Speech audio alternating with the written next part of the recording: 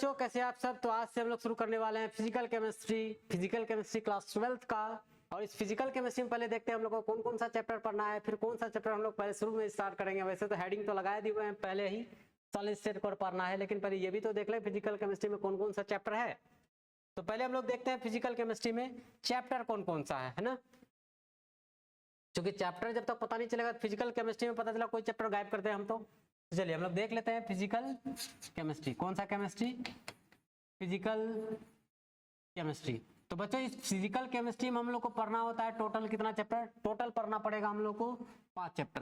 कितना चैप्टर पढ़ना पड़ेगा? 5 चैप्टर पढ़ना है हम लोग को। और इस 5 चैप्टर में हम लोग का पहला जो चैप्टर होगा, पहला चैप्टर, वो पहला चैप्टर होगा हम लोग का बच्चों सॉलिड स्टेट। कौन सा होगा? Solid state. और इसी सॉलिड स्टेट को हम लोग बच्चों हिंदी में कहते हैं ठोस अवस्था। क्या कहते हैं? ठोस अवस्था। तो पहला चैप्टर हम लोग को पढ़ना क्या है? सॉलिड स्टेट पढ़ना है। सॉलिड स्टेट मतलब क्या? ठोस अवस्था पढ़ना है। दूसरा चैप्टर पढ़ना है हम लोग को बच्चों सॉल्यूशन। क्या पढ़ना है? सॉल्यूशन पढ़ना है। सॉल्यूशन में हिंदी में इसको कहते हैं हम लोग बच्चों विलयन। ठीक है।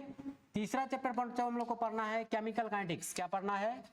Chemical kinetics. क्या पढ़ना है? Chemical kinetics. केमिकल काइनेटिक्स को बच्चों हिंदी में हम लोग कहते हैं रासायनिक बल गतिकी। क्या कहते हैं? रासायनिक बल गतिकी। फिर हम लोग बच्चों चौथा चैप्टर हम लोग इसमें पढ़ेंगे, 4th चैप्टर पढ़ेंगे बच्चों इलेक्ट्रोकेमिस्ट्री। क्या पढ़ेंगे बच्चों? इलेक्ट्रोकेमिस्ट्री। और इस इलेक्ट्रोकेमिस्ट्री को हम लोग बच्चों हिंदी में कहते हैं विद्युत रसायन। क्या कहते हैं? विद्युत रसायन। विद्युत रसायन। ठीक है। नेक्स्ट हम लोग चैप्टर पढ़ेंगे, 5वां चैप्टर पढ़ेंगे बच्चों सरफेस केमिस्ट्री। क्या पढ़ेंगे? Surface chemistry. क्या पढ़ेंगे बच्चों? Surface chemistry. सरफेस केमिस्ट्री को बच्चों हिंदी में कहते हैं हम लोग पृष्ठीय रसायन। क्या कहते हैं? पृष्ठीय रसायन। क्या पढ़ेंगे बच्चों? पृष्ठीय रसायन। तो इन 5 चैप्टर्स में हम लोग ये भी देख लेते हैं कौन कौन सा चैप्टर को पढ़ने के बाद हम लोग को कौन क्या क्या नॉलेज मिलेगा। तो पहला चैप्टर हम लोग पढ़ेंगे बच्चों सॉलिड स्टेट। जैसा कि हम लोग क्लास 11th में पढ़े थे, पदार्थ का 5 अवस्था होता है, ठोस, द्रव, गैस और प्लाज्मा। क्या होता है? ठोस, द्रव, गैस और प्लाज्मा। और एक स्टेट था जिसको कहते हैं हम लोग बीईसी, लेकिन हम लोग पहला स्टेट था सॉलिड स्टेट। उसी सॉलिड स्टेट के बारे में हम लोग यहाँ पढ़ेंगे। सॉलिड स्टेट इस चैप्टर में हम लोग को पढ़ने क्या मिलेगा? इस चैप्टर में बच्चों हम लोग को पढ़ने के लिए मिलेगा सॉलिड का स्ट्रक्चर कैसा होता है, सॉलिड का प्रॉपर्टीज कैसा होता है, सॉलिड में जो पार्टिकल्स होते हैं, सॉलिड में जो अभी कणस होते हैं, वो कैसे कैसे उनका अरेंजमेंट होता है, और सॉलिड में सॉलिड का क्या मैग्नेटिक प्रॉपर्टीज होता है, कौन कौन सा इलेक्ट्रिकल प्रॉपर्टीज होता है, कौन कौन सा मैग्नेटिक प्रॉपर्टीज होता है। मतलब electrical properties, magnetic properties, physical properties, सबके बारे में सॉलिड का कहां पढ़ लेंगे हम लोग बच्चों? फर्स्ट चैप्टर में, जिसका नाम है सॉलिड स्टेट। ठीक है। फिर दूसरा चैप्टर आएगा हम लोग का बच्चों का सॉल्यूशन। सॉल्यूशन के बारे में भी हम लोग क्लास 11th में थोड़ा बहुत डिस्कस किए हुए हैं, जिसमें हम लोग पढ़े थे solute, solvent, mass percentage, volume percentage, मोलरता, नॉर्मलता, ये सारा चीज इसमें आएगा। और इसमें हम लोग पढ़ेंगे सॉल्यूशन का में कौन कौन सा थ्योरीज है, कौन कौन सा लॉज है। फिर हम लोग बच्चे पढ़ेंगे हम लोग केमिकल काइनेटिक्स। इस केमिकल काइनेटिक्स में हम लोग पढ़ेंगे कि कोई भी रिएक्शंस जो होते हैं वो कितना स्पीड से, उनका वेग क्या होता है, कोई भी रिएक्टेंट से प्रोडक्ट में अगर चेंज होता है उनको टाइम क्या लगता है, और कौन सा रिएक्शंस के बारे में हम लोग इसमें स्टडी करते हैं, स्लो रिएक्शन के बारे में, या फिर वेरी स्लो रिएक्शन के बारे में, या फिर वेरी फास्ट रिएक्शन के बारे में। ठीक है। मतलब ये कि कोई भी रिएक्टेंट से प्रोडक्ट में अगर चेंज हो रहा है रिएक्शन, तो कितना रेट से हो रहा है, कितना वेग से हो रहा है, उसके बारे में हम लोग स्टडी कहाँ करेंगे? केमिकल काइनेटिक्स में।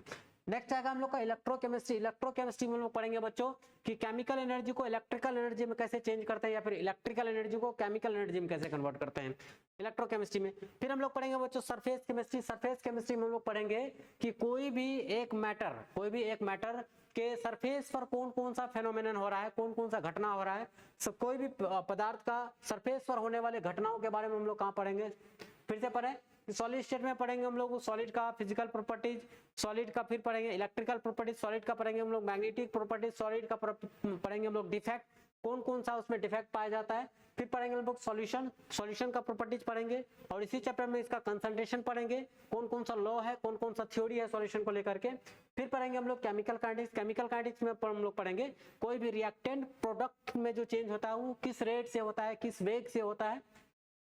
नेक्स्ट हम लोग पढ़ेंगे इलेक्ट्रोकेमिस्ट्री। इलेक्ट्रोकेमिस्ट्री में हम लोग पढ़ेंगे केमिकल एनर्जी को इलेक्ट्रिकल एनर्जी में कैसे कन्वर्ट करते हैं, और इलेक्ट्रिकल एनर्जी को केमिकल एनर्जी में कैसे कन्वर्ट करते हैं। लास्ट हम लोग का चैप्टर होगा सरफेस केमिस्ट्री। सरफेस केमिस्ट्री में लोग पढ़ेंगे कि किसी मैटर के सरफेस पर कौन कौन सा फेनोमेनन हो रहा है, कौन सा घटना हो रहा है, उस चीज के बारे में हम लोग कहाँ पढ़ लेंगे बच्चों, सरफेस केमिस्ट्री में। ठीक है, तो हम लोग शुरू करते हैं पहले सॉलिड स्टेट। क्या पर स्टेट कर शुरू करते हैं, सॉलिड स्टेट। तो सॉलिड स्टेट हम लोग शुरू करने से पहले आपको पहला समस्या आएगा कि सॉलिड क्या होता है। देखिए, सॉलिड को समझने से पहले आपको क्लास 11 का पहले मैटर का प्रॉपर्टीज पर चलना पड़ेगा। तो हम लोग मैटर के बारे में जब डिस्कस किए थे तो मैटर का बोले थे कि anything which have mass and occupy volume, मतलब कोई भी पदार्थ, कोई भी चीज है, कोई भी वस्तु है जिसमें द्रव्यमान होता है और वो स्थान घेरता है, उसी को हम लोग पदार्थ कहते हैं। ठीक है, इतना डेफिनेशन होने के बाद फिर पदार्थ का हम लोग गुण को पढ़ रहे थे। पदार्थ का 4 गुण हम लोग बच्चों पढ़े थे। पहला गुण था हम लोग का, पदार्थ छोटे छोटे कणों से मिलकर बने होते हैं। पदार्थ के कण के बीच में अंतराण्विक आकर्षण बल लगता है। ठीक है, आकर्षण बल लगता है। पदार्थ के कण ऐसे भी बोलते हैं, पदार्थ के कण एक दूसरे को आकर्षित करते हैं। पदार्थ के कण के बीच में खाली स्थान पाया जाता है। पदार्थ के कण गतिशील होते हैं। तो हम लोग का दूसरा जो प्रॉपर्टीज था बच्चों, पदार्थ के कण एक दूसरे को क्या करते हैं, आकर्षित करते हैं। तो उस आकर्षण बल को ही कहा जाता है बच्चों इंटरमॉलिक्यूलर फोर्स। अब इंटरमॉलिक्यूलर फोर्स या तो किसी में ज्यादा होता है या तो किसी में कम होता है। अगर कणों के बीच में इंटरमॉलिक्यूलर फोर्स ऑफ अट्रैक्शन अगर ज्यादा होता है तो उसको हम लोग कहते हैं solid. Intermolecular force of attraction अगर कम होता है, वीक होता है, कमजोर होता है, तो उसको कहते हैं हम लोग लिक्विड। अगर इंटरमॉलिक्यूलर फोर्स अगर नगण्य होता है, लगभग ना के बराबर होता है, तब उसको हम लोग कहते हैं गैस। तो यहाँ हम लोग का पहला टॉपिक है बच्चों सॉलिड किसको कहते हैं। तो सॉलिड का डेफिनेशन एकदम आसान सा लिखेंगे पदार्थ का वैसी अवस्था, पदार्थ का वैसी अवस्था जिसमें पदार्थ की वैसी अवस्था जिसमें अवयवी कणों के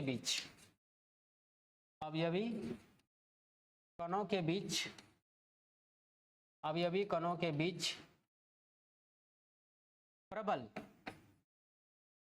अंतराण्विक आकर्षण बल, प्रबल अंतराण्विक आकर्षण बल, इसी को हम लोग बच्चों बोलते हैं strong intermolecular force of attraction, उपस्थित होते हैं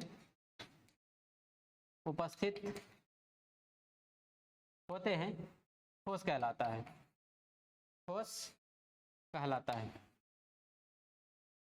है। या तो आप पहले पढ़े होंगे कि पदार्थ की वैसी अवस्था जिसका आयतन और आकार निश्चित होता है उसी को हम लोग ठोस कहते हैं। लेकिन नहीं बच्चों, मॉडर्न डेफिनेशन आपको लिखना है, पदार्थ का वैसी अवस्था जिसमें अवयवी कणों के बीच, अवयवी कण मतलब जिन चीजों से मिलकर के ठोस बना हुआ होता है उसी को उसका अवयवी कण कहते हैं। अवयवी कणों के बीच में कौन सा बल होना चाहिए बच्चों, प्रबल अंतराण्विक आकर्षण बल अगर उपस्थित होता है, जिसके कारण उसका कण एक दूसरे के काफी ज्यादा पास आकर के व्यवस्थित हो जाता है, जिसको हम लोग क्या कहते हैं, ठोस कहते हैं। ठीक है, आपको ये डेफिनेशन अच्छे से समझ में आया होगा। ये कुछ नहीं है, पदार्थ का प्रॉपर्टीज है। इन जनरली हम लोग को लिखाया जाता है पदार्थ का वैसी अवस्था जिसका आयतन और आकार निश्चित होता है, लेकिन वो बच्चों प्रॉपर्टीज है। किसका प्रॉपर्टीज है, सॉलिड का प्रॉपर्टीज है। तो आगे हम लोग डिस्कस करते हैं प्रॉपर्टीज पर।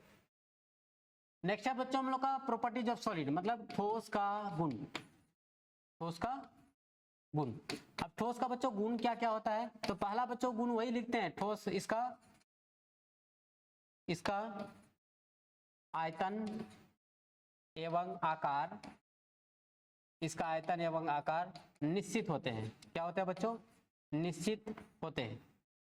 इसका आयतन एवं आकार निश्चित होते हैं, एकदम आपका पहले पढ़ा हुआ है।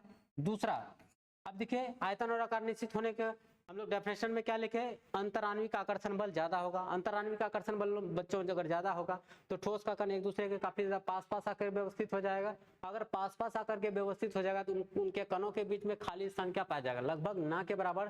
तो उसी को हम लोग क्या लिखेंगे, इसके कणों के बीच की दूरी बहुत कम होती है। क्या लिखेंगे बच्चों, बहुत कम होती है। नेक्स्ट तीसरा पॉइंट लिखेंगे बच्चों हम लोग, इसका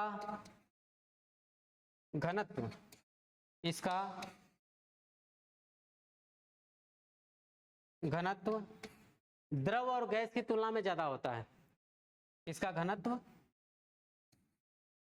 उच्च होता है। इसका घनत्व तो बच्चों क्या होता है, उच्च होता है। कारण क्योंकि ठोस, द्रव और गैस से अगर तुलना करेंगे तो सबसे ज्यादा कण का संख्या क्या होगा बच्चों, ठोस में होगा। ठोस में कण का संख्या ज्यादा होगा तो द्रव्यमान होगा, तो द्रव्यमान ज्यादा होगा तो बच्चों डेंसिटी ज्यादा होगा, तो घनत्व ज्यादा होगा। क्यों? क्योंकि घनत्व बराबर फॉर्मूला होता है द्रव्यमान बटा आयतन। क्या होता है? द्रव्यमान बाय मास बाय वॉल्यूम। ठीक है। नेक्स्ट हम लोग का चौथा पॉइंट है बच्चों, इसका क्वथनांक एवं गलनांक। इसका क्वथनांक एवं गलनांक उच्च होते हैं। इसका क्वथनांक एवं गलनांक क्या होते हैं बच्चों? उच्च होता है। इसका क्वथनांक और गलनांक क्या होता है? उच्च होता है। इसको पॉइंट को याद रखेंगे। इसका आयतन और आकार क्या होता है? निश्चित होता है। इसके कण के बीच में बहुत कम स्थान पाया जाता, खाली स्थान पाया जाता है। मतलब ये भी बोल सकते हैं कि इसके कण के बीच का दूरी बहुत कम होता है। तीसरा, इसका घनत्व क्या होता है बच्चों? ज्यादा होता है। कारण ठोस का मास क्या होता है? ज्यादा होता है। किसके तुलना में? द्रव और गैस की तुलना में। उसका क्वथनांक और गलनांक भी क्या होता है? उच्च होता है। कारण कि ठोस में कण का संख्या ज्यादा होने के कारण आपको बच्चों टेम्परेचर आपको ज्यादा देना पड़ेगा। ओवरऑल हम लोग बोलते हैं टेम्परेचर को ही क्या बोलते हैं? बॉइलिंग पॉइंट और मेल्टिंग पॉइंट।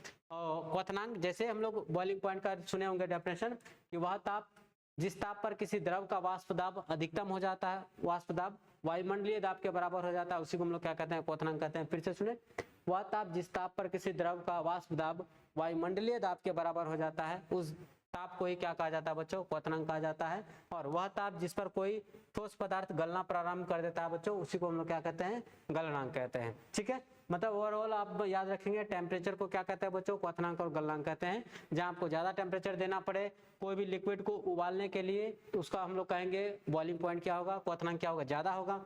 जिस ठोस को आपको गलाने के लिए, मतलब ठोस अवस्था से द्रव अवस्था में चेंज करने के लिए ज्यादा टेम्परेचर देना पड़ता है, उसका कहेंगे हम लोग गलनांक क्या होता है? ज्यादा होता है। जैसे हम लोग ठोस, द्रव और गैस में अगर तुलना करेंगे तो ठोस को आपको ज्यादा टेम्परेचर देना पड़ेगा, इसलिए हम लोग कह रहे हैं इसका क्वथनांक और गलनांक क्या होता है?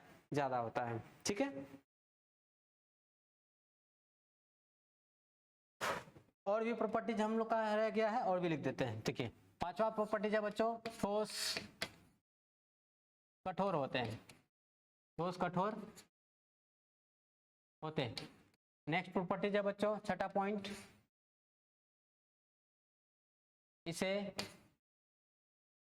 इसे कंप्रेस। कंप्रेस का मतलब होता है बच्चों दबाना या फिर संपीड़ित करना। कंप्रेस नहीं किया जा सकता है, नहीं किया जा सकता है। मतलब ठोस को आप कंप्रेस नहीं कर सकते हैं। तो ये हम लोग का बच्चों प्रॉपर्टीज है ठोस का। पहला प्रॉपर्टीज का, इसका आयतन और आकार क्या होता है? निश्चित होता है। इसके कणों का बीच का दूरी होता है क्या है? बहुत कम होता है। इसका घनत्व क्या होता है बच्चों? उच्च होता है। इसका क्वथनांक और गलनांक क्या होता है? उच्च होता है। नेक्स्ट, ये क्या होता है बच्चों? कठोर होता है। कारण, कठोर होने का क्या कारण है बच्चों? क्योंकि इसके कणों के बीच में अंतर आणविक आकर्षण बल क्या होता है बच्चों? ज्यादा होता है। ज्यादा होने के कारण एक कण दूसरे कण के काफी ज्यादा पास पास आकर के व्यवस्थित हो जाता है। फलस्वरूप ठोस क्या होता है? कठोर होता है। ठीक है। इसको आप कंप्रेस भी नहीं कर सकते। अगर ठोस रूप में है तो जैसे एक कण को कंप्रेस करेंगे, दूसरा कण एक दूसरे के बीच में खाली जगह नहीं होने के कारण ये कंप्रेस नहीं होता है। ठीक है। अगर इसमें कण जो होता है सिर्फ अपने जहां पोजीशन रहता है वहीं पे सिर्फ वाइब्रेट कर सकता है, सिर्फ दोलन गति कर सकता है। कौन? ठोस का कण। ठीक है। अगला है बच्चों क्लासिफिकेशन ऑफ सॉलिड। तो ठोस बच्चों दो प्रकार का होता है। एक हम लोग का होता है बच्चों क्रिस्टलाइन सॉलिड। क्या होता है? Crystalline solid. बच्चों इस क्रिस्टलाइन सॉलिड को हम लोग ट्रू सॉलिड भी कहते हैं। क्या कहते हैं? ट्रू सॉलिड भी कहते हैं। या फिर इसी को हम लोग, इसको हिंदी में कहते हैं हम लोग क्रिस्टलीय ठोस। क्रिस्टलीय ठोस। और इसको कहते हैं हम लोग दोस्तों वास्तविक ठोस। वास्तविक ठोस। और एक नाम से जाना जाता है, इसी को हम लोग कहते हैं रवादार ठोस। रवादार ठोस। तो आपको आपके सामने रवादार ठोस आया, वास्तविक ठोस आया या फिर क्रिस्टलीय ठोस आया, तीनों क्या है बच्चों? एक ही वर्ड है। ठीक है। दूसरा आता है non crystalline solid. Non crystalline solid. और नॉन क्रिस्टलाइन सॉलिड को बच्चों फॉल्स सॉलिड भी कहते हैं। फॉल्स सॉलिड भी कहते हैं। और इसी को हम लोग कहते हैं बच्चों एमॉर्फस सॉलिड। क्या कहते हैं? एमॉर्फस सॉलिड, ठीक है। नॉन क्रिस्टलाइन सॉलिड को कहते हैं हम लोग अक्रिस्टलीय ठोस, ठीक है। और फॉल सॉलिड को कहते हैं हम लोग आभासी ठोस, और एमॉर्फस सॉलिड को कहते हैं हम लोग जो एमॉर्फस सॉलिड। और एमॉर्फस एक ग्रीक वर्ड है जिसका मतलब होता है आकृति नहीं होना। क्या होता है? आकृति